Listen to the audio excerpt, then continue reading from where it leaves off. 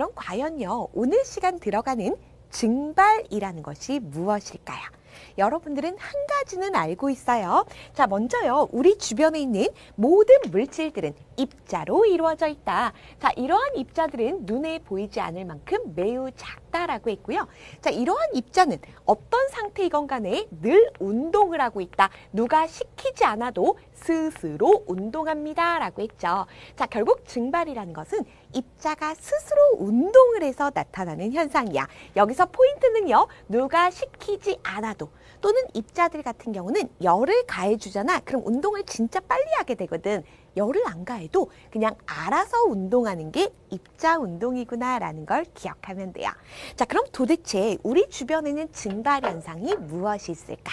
자, 물고기를 키워본 친구들은 알 것 같아요. 어항 속에다가요, 물고기와 물을 넣어줬어요. 자, 근데 시간이 지나고 나니까 어항의 물이 점점점 줄어들게 되는 거야. 자, 이렇게 어항 속에 물이 줄어든 이유는 물고기가 마셔서는 아니겠죠. 자, 이것이 바로요, 물이 저절로 스스로 물입자가 운동을 해서 공기 중으로 나아갔기 때문이야. 결국 증발이라는 건요, 액체가 기체로 바뀌는 현상이다. 그래서 우리는 물이 줄어들었어요, 물이 사라졌어요 라고 표현을 하지만 실제로는 사라진 게 아니에요. 기체 입자가 되었다라고 할 수가 있는 거지. 자, 그리고 증발과 관련해서요, 선생님의 또 경험담이 있습니다. 선생님은 지금요, 자취를 하면서 혼자 살고 있어요. 원래 부모님이랑 함께 살 때의 경우는 선생님이 그렇게 게으른지를 몰랐습니다. 그런데 자취를 몇 년을 딱 하고 나니까 나는 나 스스로에게 놀랬잖아. 아, 난 정말 이렇게 게으른 사람이었구나.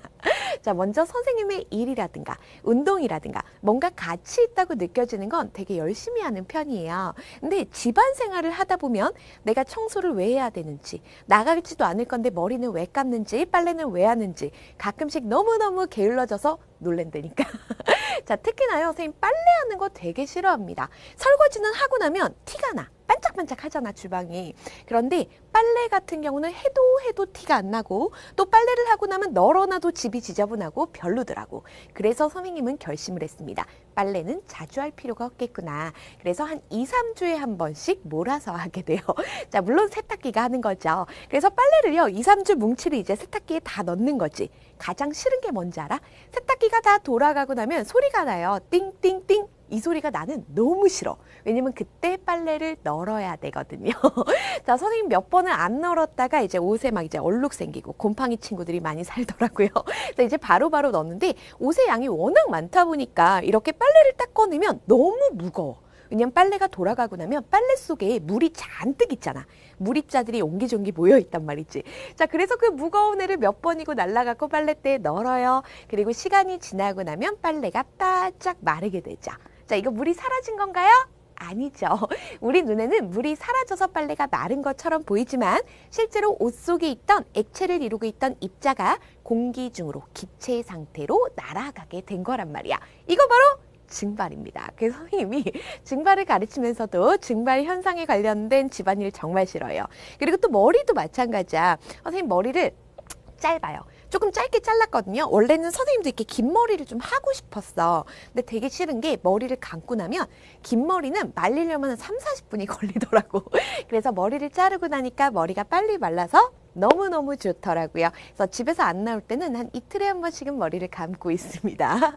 자, 이것들이 전부 다 증발이구나. 여러분들은요, 공통점을 찾으셨을 거예요. 빨래가 되었건 머리카락이 되었건 어항이 되었건 처음에는 액체 상태의 물질이었단 말이야. 그런데 시간이 지나고 나니까 빨래나 머리카락이 말라요. 이거는 기체 상태의 물질이 되었다라는 거야.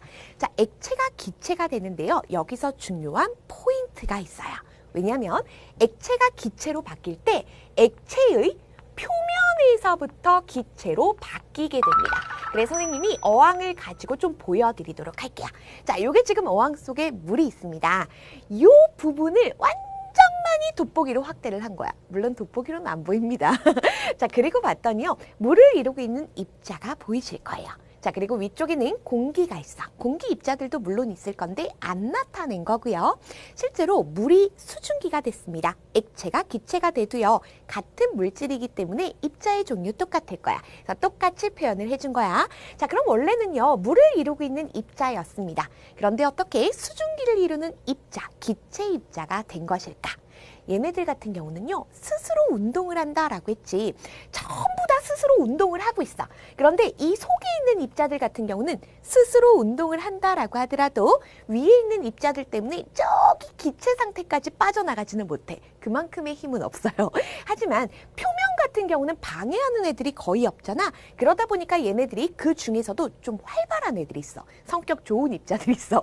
얘네들 같은 경우는 먼저 기체가 돼요. 그럼 쏙 하고 빠져나가면 빈 공간이 생기지. 그럼 아래 있던 입자가 올라오면서 채우게 되는 거야. 또 표면 중에서 활발한 애들이 기체가 돼요. 그리고 나면 그 빈 공간을 아래 있던 입자들이 채우게 되고요.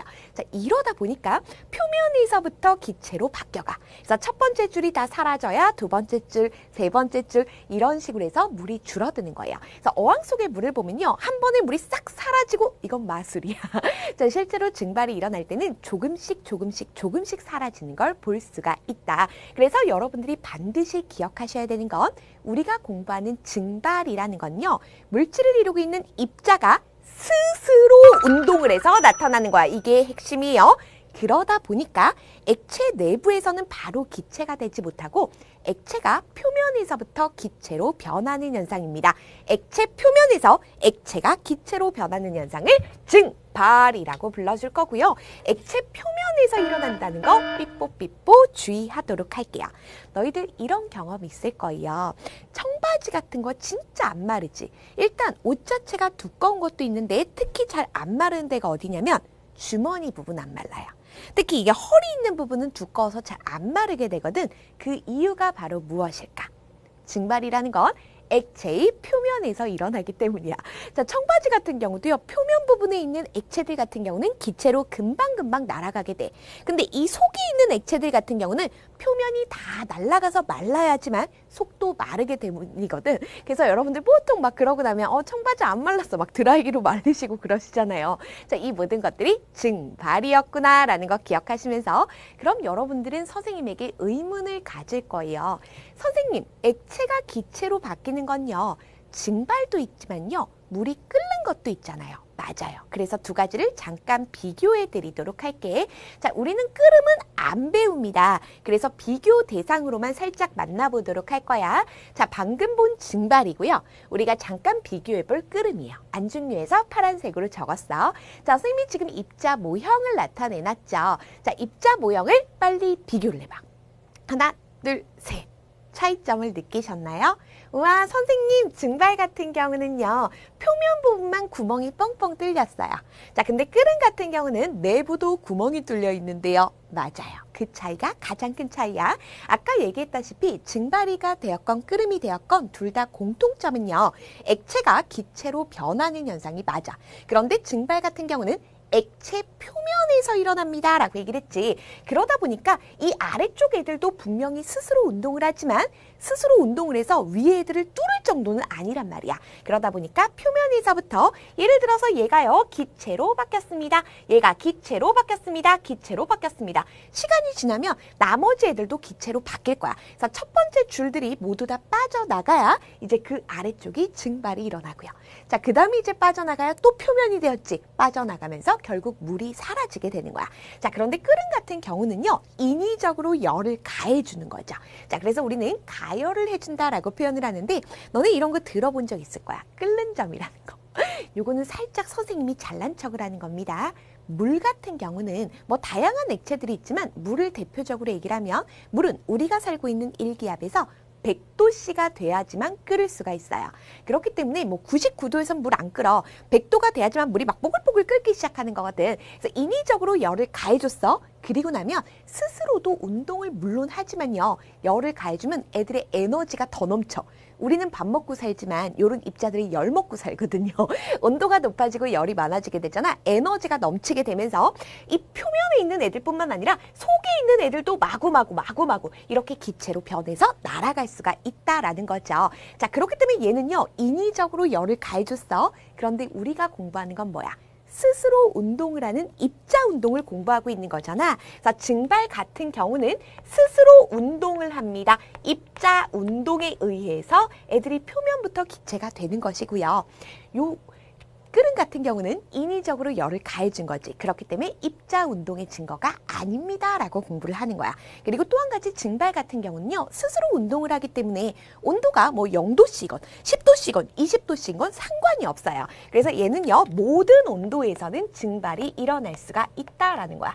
자, 그런데 끓음 같은 경우는요, 반드시 물이라면 100도씨가 돼야지만 끓어 나갈 수가 있어. 그래서 끓는 전보다 높은 온도가 돼야지만 끓을 수 있습니다. 내부에 있는 액체 입자들이 기체가 될 수 있습니다 라는 거고요. 그리고 장소도 마찬가지야. 우리 증발 같은 경우는요, 액체의 표면에서만 일어납니다 라고 했지. 그런데 끓음 같은 경우는 표면에서도 일어나고요, 내부에서도 일어나고요, 결국은 액체 전체에서 일어난다. 그래서 얘네들은 스스로 운동한 게 아니잖아. 운동을 시켜준 거잖아. 열을 가해갖고. 그렇기 때문에 우리는 입자 운동의 증거, 입자 운동의 증거가 되는 현상은 증발만 가능합니다 라는 거. 그래서 선생님이 액체 표면과 입자 스스로 운동했다는 걸 꼭 구분해서 기억하자라고 얘기를 한 거예요.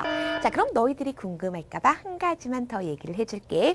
자, 예를 들어 물이 있습니다. 10도예요. 증발 일어나요. 30도예요. 증발 일어나요. 50도예요. 증발 일어나요. 99도예요. 증발 일어나요. 100도가 되었어요. 증발도 일어나고요, 끓음도 일어나게 되는 겁니다. 102도가 되었어요. 증발도 일어나고요, 끓음도 일어납니다. 이해되시겠죠? 자, 이것이 바로 증발이었습니다. 이 내용을 여러분들이 정확하게 이해해 둔다면 나머지 내용은 혼자 공부하셔도 될 거예요.